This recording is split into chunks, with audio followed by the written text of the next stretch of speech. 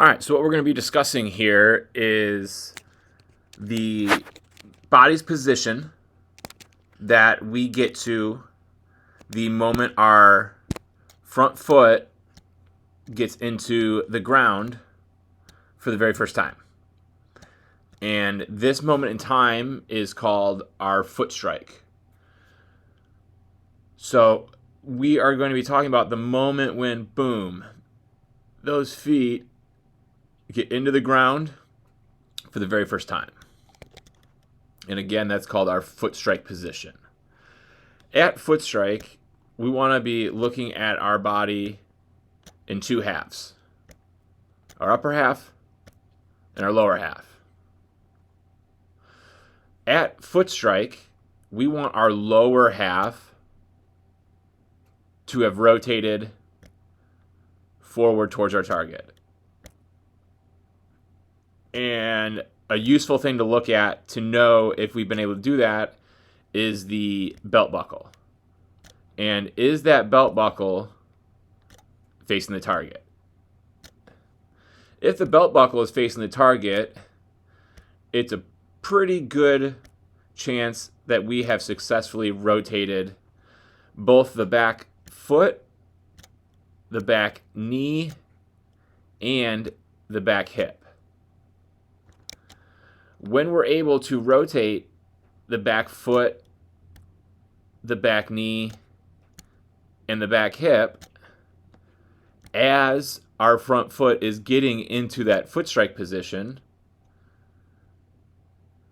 we will successfully be able to get our belt buckle driving towards the target.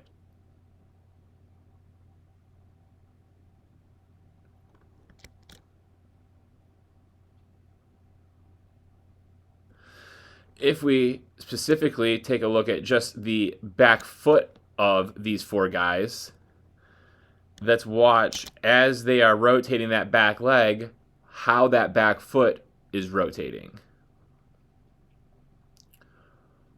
At this point in time, all four guys still have their entire foot flat onto the ground, and then they begin to rotate through or over top of their big toe. Their foot kind of rolls, folds over, or drives forward.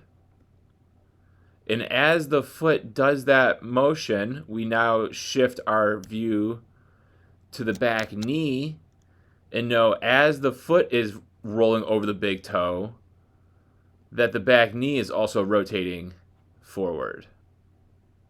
And how those two things, the back foot and the back knee, are working together. We can also see that as we go to drive and rotate that back foot and back knee, how they do that while they gain ground down the mound and towards their catcher.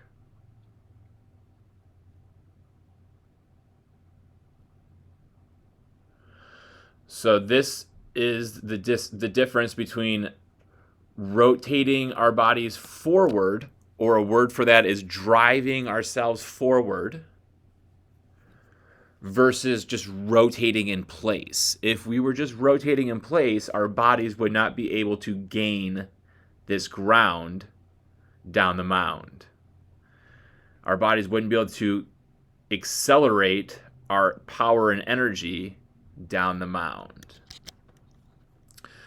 And we can then look and see that the foot has the toe, and then the heel is in front of the toe, meaning we have rotated forward. We then go to the upper body, the upper halves, from the waist up, and we want to separate that upper body from the lower body.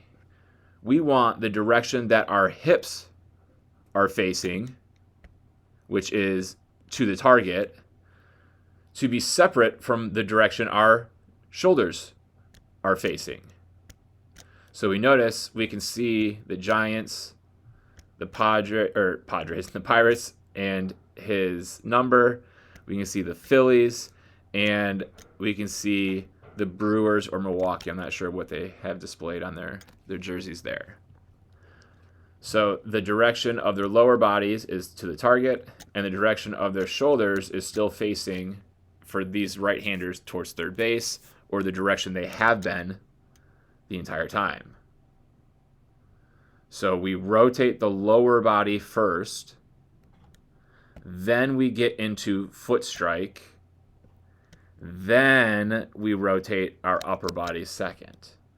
And the more that we can get those lower bodies to fully rotate to the target by the time that front foot hits the ground, and we've also been able to keep that upper body from rotating and staying back, we will have created as much upper lower half separation or hip shoulder separation as possible. And the more hip shoulder separation or upper lower half separation we can create, the more power we're going to be able to produce, and the amount of stress that's put on our arm is going to be reduced.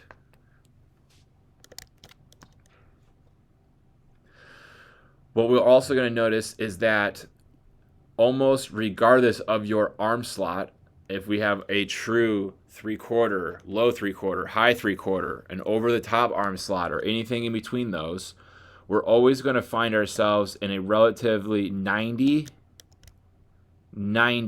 degree angle, meaning from our elbow across to our other shoulder, we want to think is nice and even. 90 degrees in that armpit. We also want to think 90 degrees in that elbow. We want this type of arm position, that 90-90, we'll call it, at the moment of foot strike. When our arm has loaded up to this position here, at the moment of foot strike, and the upper body has not rotated yet, our body's rotation will accelerate the throw forward. If the arm is not in this 90-90 position, the body's rotation forward is going to be less than ideal and in sync with how the arm will flow after the body goes. So we're looking for this 90-90-ish position in that throwing arm at foot strike. What we can also notice at foot strike is, where is this glove at? It's in front of the body by the rib cage. We're not letting it, if we're thinking here's some water, don't drown the glove. Don't let your glove get wet. Don't drown that glove. This one right here is a little too high. Should be more towards the belt. Okay. When the glove gets finished into the body like this, it's able to help keep this front shoulder in line, meaning it's not going to open up early. Because if that front shoulder starts to open up early, that's going to start to pull the back shoulder forward early. And now we would not have separated our upper and lower halves as much, because the angle of the shoulders would begin to rotate forward, which would be more matching the angle of the hips.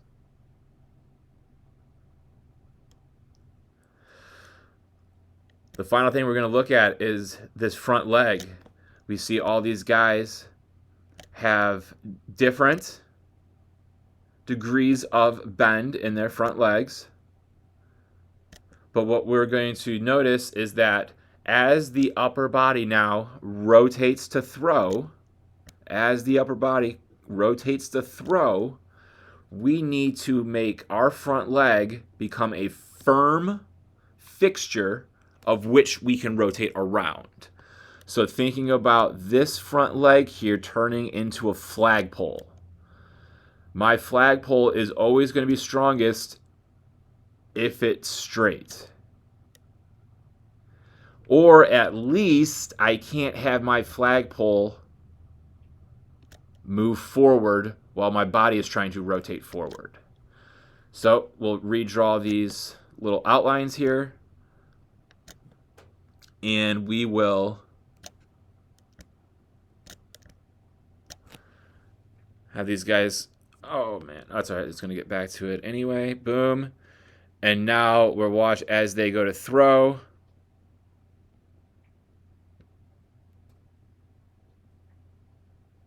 How that leg is locking out, stiffening up, straightening out.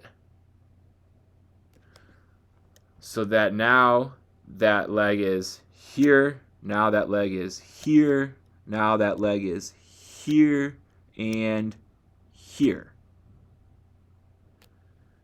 From the bend, straightening it out. And what we can notice is as that leg locks out, stiffens up, straightens out, becomes that firm flagpole, notice how that upper body is able to catapult itself out in front and down more.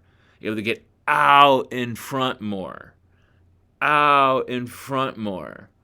So that way, if we look, we can't get everyone exactly at release, but ball just out, ball just out, ball is coming out, ball is slightly a little bit more out than the bottom two. But we're able to look at this angle of the chin to the waist, back out to the front foot, boom, boom, boom. Just how out in front of themselves they're getting. And that's because of that front leg's ability to lock out. So we can see that they're starting, boom, boom, there, and there. So now it's not just the arm throwing the ball down. It's the body throwing the ball down. It's the body going down with the throw. Body accelerating down. And as the body's accelerating down, the lower half is firming up. So that way, as I need to finish all this violent rotation, I have the ability to do that around that firm front leg. I have that ability to rotate around. I can finish all that violent rotation from my back leg around. I can finish all that violent rotation from my hips around. I can finish all that violent rotation out of my back shoulder around, giving my arm plenty of time to slow down and giving the back muscles, my scapular muscles, all the time they need to activate and slow down that rapidly accelerating arm.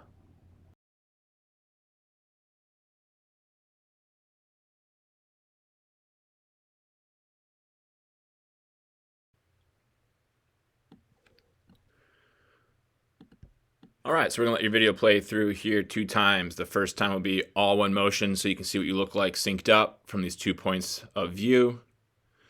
The second time, we'll pause it at that moment of foot strike, so that way we can talk about, compare, and contrast the body's positioning at that moment of foot strike to that of which we just learned about and talked about with those big league video examples.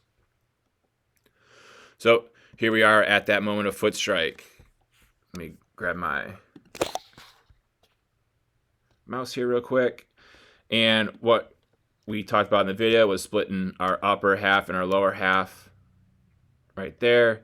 And we said the upper half we do not want rotated, but the lower half we do want to have been rotated to the target at the moment of foot strike, foot strike, foot strike, foot strike. So being that I just circled the foot to show when foot strike's occurring, we can see that our foot strike is occurring at multiple different times. We have the big toe hitting the inside part. Then the inside part of our full foot hits the ground. Then we start to roll to the rest of our foot. And then we continue to try to get that foot into the ground. And we can see because it wasn't fully rotated, that front knee is now going to get rotated. And that slides that foot further down the mound now on obviously this particular pitch. If we look at what that looks like from the side view here, we see that toe gets into the ground. The toe gets into the ground, then the inside of the foot, then the outside of the foot. And then what we'll notice is that as we continue with our delivery and go to make the throw, how the knee of that front leg is going to buckle out, which will sway the foot further out. And on this pitch, it just swayed it out more this way, whereas on the front view, it made the foot go that way more. Either way, there's an off,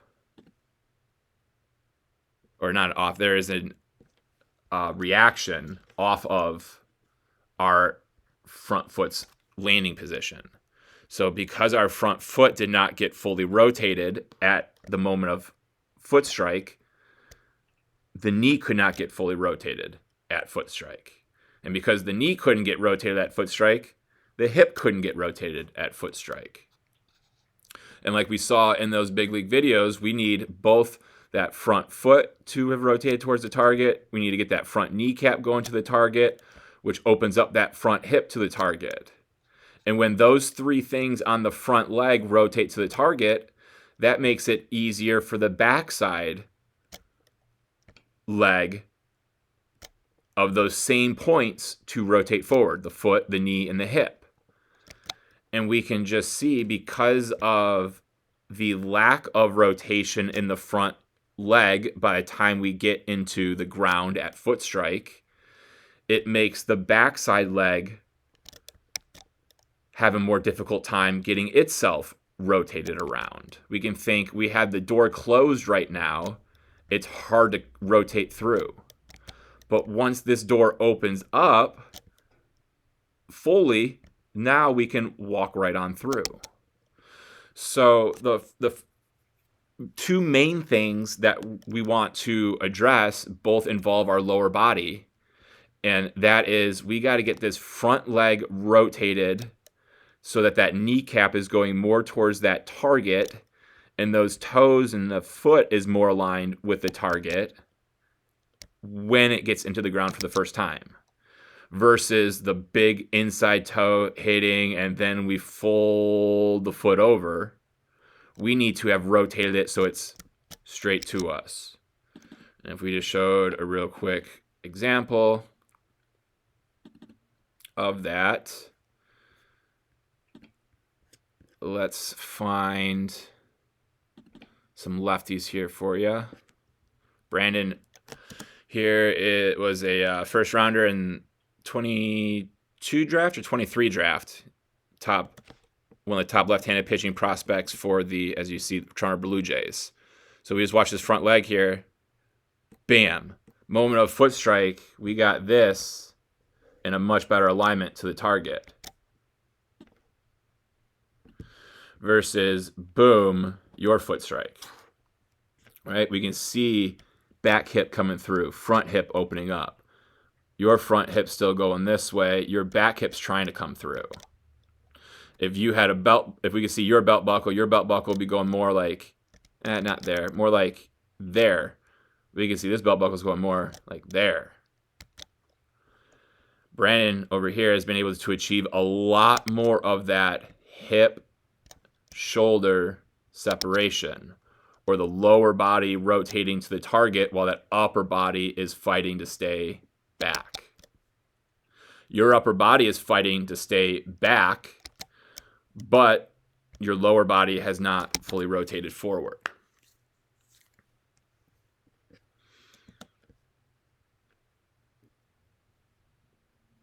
Okay, let's pull up another top pitching prospect that's of the left-handed variety. And we will slow it down and get Jake to his moment of foot strike. So again, his upper body is fighting to stay back, just like your upper body is fighting to stay back. However, we can see how much more progression this front leg has been able to make in its rotation into foot strike, rotation into foot strike, rotation into foot strike, versus your foot kind of just getting put into the ground. Put into the ground. We need to be rotating it around this point in time. Somewhere in this area, we got to start rotating that knee, getting that kneecap to open up to the target, to get our front hip to open up to the target, to get that front foot to open or rotate to the target, versus yours just kind of gets slung over there. And because, and this is going to bring us to our next point, because that front leg is just getting slung over there and not rotated there, watch how this gloves action and this foot's action are almost tied together.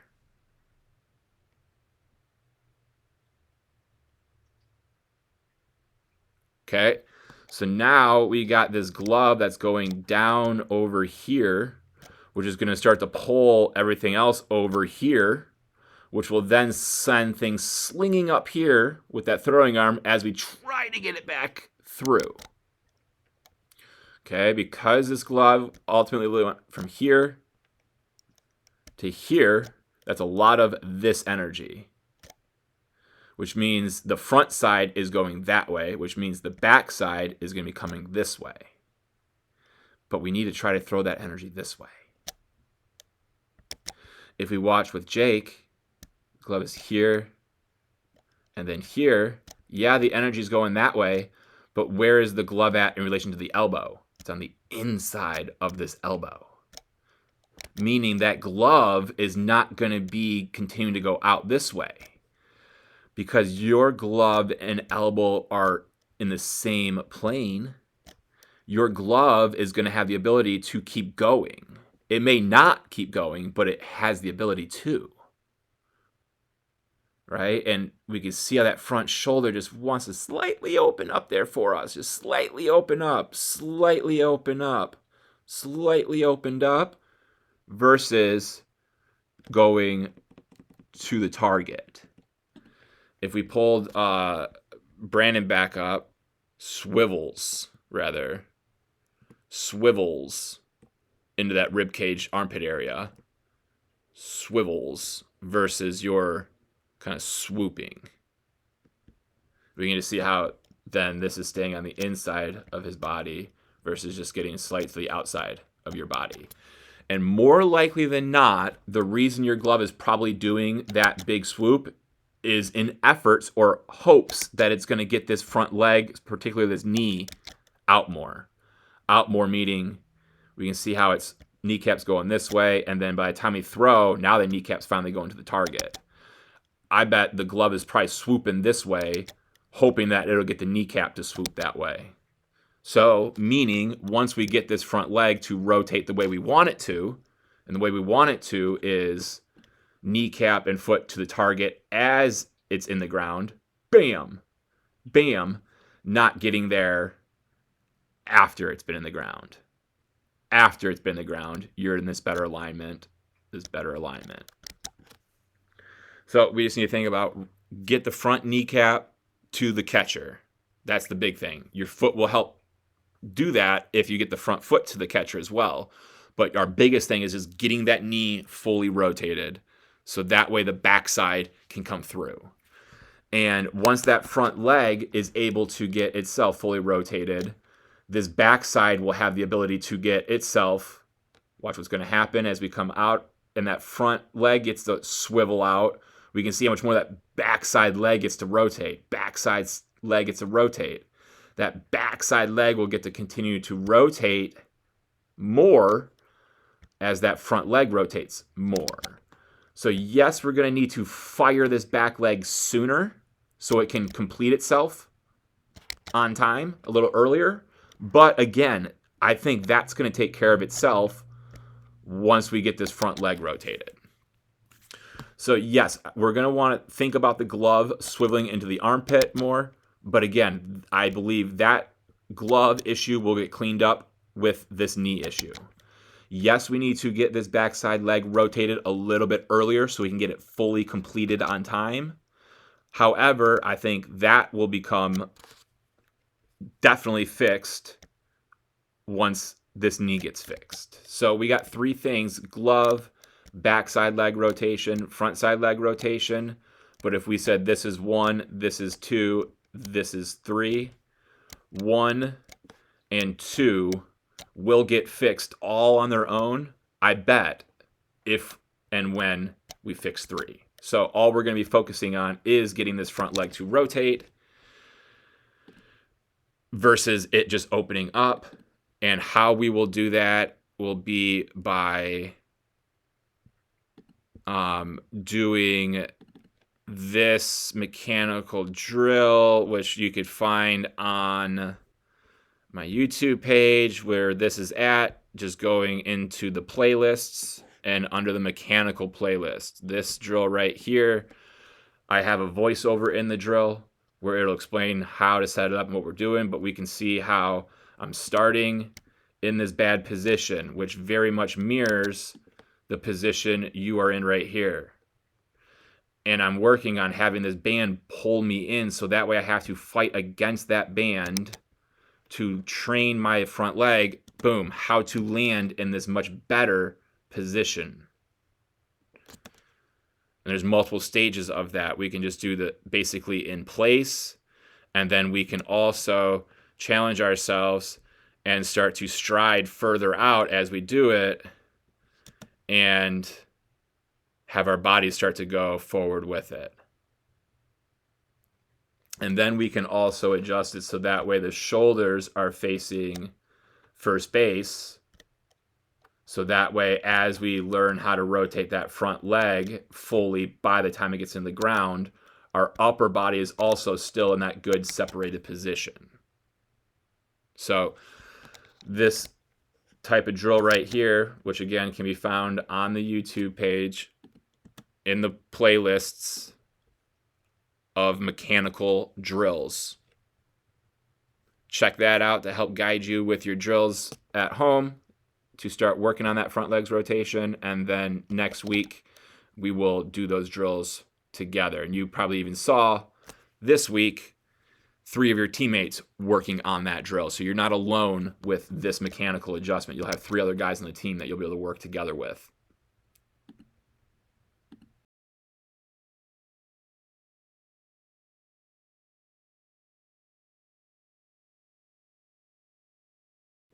All right, bud. We will let your video play through here 2 times. The first time will be all one motion so you can see what you look like synced up from these 2 points of view. And the second time your video gets played, we will be pausing it at that moment of foot strike. So that way we can talk about the position your body has gotten into versus the positions the big leaguers had gotten into, and that way you can more easily tell the adjustments we're going to want to make in your delivery and why we're going to be wanting to make those adjustments. So boom, here we are at foot strike.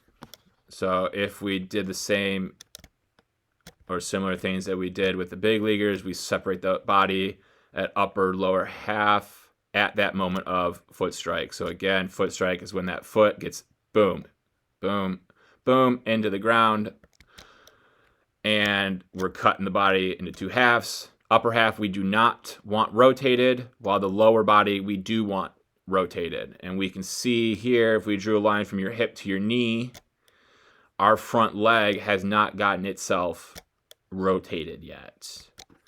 We can also look at the back leg and see that the back foot has not done any type of rotation quite yet, which makes it very, very difficult for the back knee to rotate itself, which means this back hip has not driven forward at all.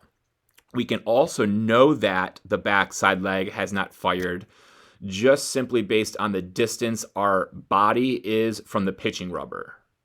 We are extremely close to the pitching rubber, and we're trying to create as much power and energy down this mound as possible, and we've gone a very, very, very small distance.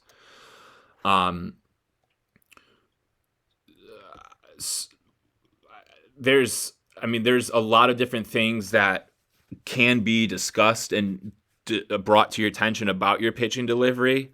But in this video for today, we're going to focus on just some of the more basic ones. We're going to start with some easy adjustments, so that way your body can get some confidence in knowing that it can change the way it does things. And then we will start to attack some of these more bigger adjustments in our delivery. But I do want to bring them all to your attention before we then just focus on what we're going to want to first change. Okay, so stick with me here.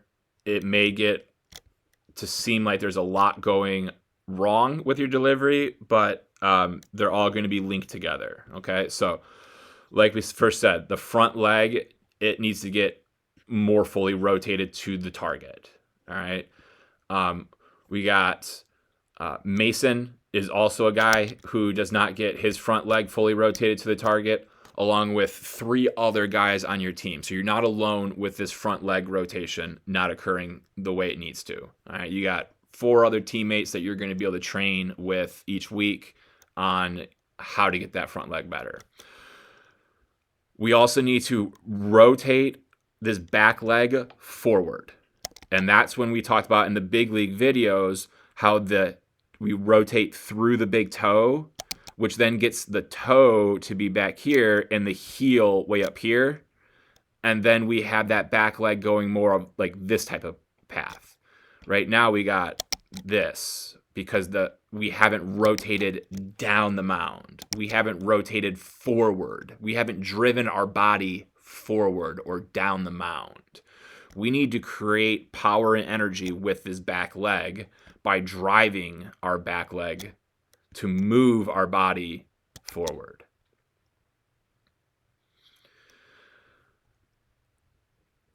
Thinking about that belt buckle right now is still facing third base dugout.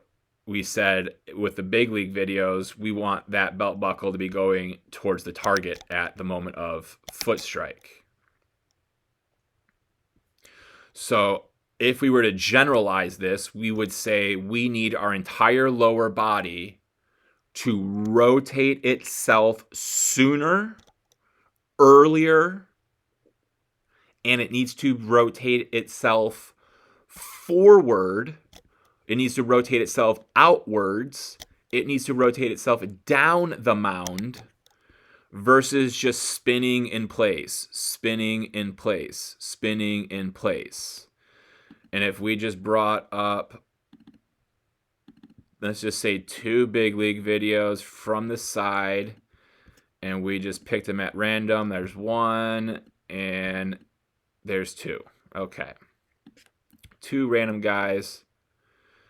Let's just watch from the slow-mo with Pete Fairbanks here. Watch the back foot rotate into his stride. Stride meaning his landing. His foot will land because he rotated into it. Rotates that back foot into the front foot. Back foot rotates into front foot. Into front foot. So that back leg positioning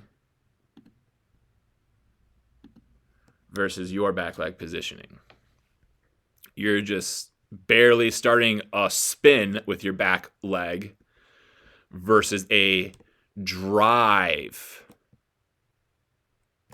And watch where this back hip goes. It's here, and watch when he drives through that big toe and he drives that back leg down the mound. Where's his body go? His body goes further down the mound. You're not going to be able to send your body further down the mound because we've already applied the brakes. The brakes being the foot is in the ground. It's hard to keep going forward if this front foot's not going to keep going forward. Why can Pete keep going forward? Well, because his back foot's not in the, or rather his front foot's not braking yet. Now it's braking. So he gets to go, go, go, go, go, go, go, go, go, go. You We're go, go, go. That's it. Pete is able to be going, going, going. You barely go by the time that front foot hits the ground. So we need the front leg to rotate to the target. We need the back leg to rotate and fire sooner.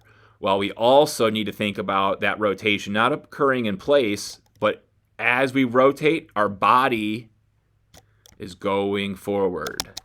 So we need to gain ground while we rotate. We need to gain ground during our stride. While we rotate this back leg, we need to do it while we gain ground. So that's everything with our lower body. In general, just needs to rotate sooner, and sooner meaning before that front foot hits the ground, not doing all of its rotation after. Look how much this front leg is going to rotate after the foot's already been in the ground. We can't throw until this knee finally gets to the target. But now we can see, because you didn't go forward into foot strike, watch how much forward you're going to try to go after foot strike. Now we got this knee over top of the toe at foot strike. And like we talked about in those big league videos, when we drew that angle on their legs at foot strike, we were drawing angles on their legs at foot strike like that. And then we said their legs got to straighten out. For your leg to straighten out from this angle right here is next to impossible. In fact, it is impossible to try to straighten and lock this leg out at this position here. And that's why you're just going to keep falling forward forever, because you did not go forward before foot strike. So you're going to end up going forward after foot strike. Our energy pattern is we got to send energy forward, foot hits the ground, then we rotate energy around. And because you didn't send energy forward before the foot hits the ground, that energy is going to go forward after, while we also try to rotate it around. And this sequence is very, very, very bad for our arm's health. It's very, very detrimental to our velocity. And it's going to make our command super inconsistent. And those three categories that we just discussed there, we need to have in the opposite end of the spectrum to be a good pitcher. We want low stress on the arm, high velocity, high repeatability in our command. So in order to do that, we first need to get the entire lower body rotated much, much sooner. And again, sooner is in relation to when our foot strikes the ground. We need our lower body to have rotated by that time, not rotating after the foot's in the ground. Because once the foot's in the ground, the body part we want to be rotating is our upper body, not our upper and our lower body. The next thing I want to talk about is our set position. We need to start strong so we can stay strong. Right now, we got all of our weight over here. We're going to have to rock it all the way over here. Then this leg that has all the weight on it is going to have none of the weight on it because it's the leg that's being raised up. We want to start in a strong position so I can just continue to get stronger. I don't want to start in a weak position to try to get strong and then hope I can stay strong. Because right now, we're like a swing. We got to swing this way. We're going to have to swing this way to get the leg to want to come up. And now we got the leg swinging also now this way. Which now we can see how the butt is going to want to probably go that way. And then in reality, we need to stay in this tight hallway here. Which doesn't affect you because of what we're going to talk about next is your leg lift, which does not carry much energy at all in it, which is kind of, for you, from this set position, a good reset. But we want to just start in a strong position. So start strong, stay strong. We're going to work on a good set position for you, which a good set position for you is weight back on this back leg. We want weight on this back leg. When you start over here, all of your weight's on this leg. We want our weight on our back leg, like 60, 65, maybe even 70% of it on the back leg. We want the back leg to be bent slightly, the front leg to have no bend to it. We don't want this huge open stance. All right, let's get ourselves neutral. Let's get ourselves maybe a little closed. Let's not be so open. That's going to help us have a better, stronger set position. Then what we want to think about is from the top of our leg lift, we want to be going down and out. We don't want to be going at equal rates. We don't want to be going down then out. Okay? There's a very good Mythbusters video of when 3 balls get dropped and you have these types of ramps. Okay? You have this type of ramp, you have this type of ramp, and you have this type of ramp. Every single time, this ramp right here, this path right here is the quickest. It is the most powerful. It has the most energy flowing through it. Right now, you're taking the most stressful path, the path that you need to have the most strength to be able to power out of, because you're falling down, down, down, down, down, down, down, down, down with your leg. Now you're going to have the body go down, down, down, down, down. And now you're going to try to go out, and you're only going out for a little bit of time.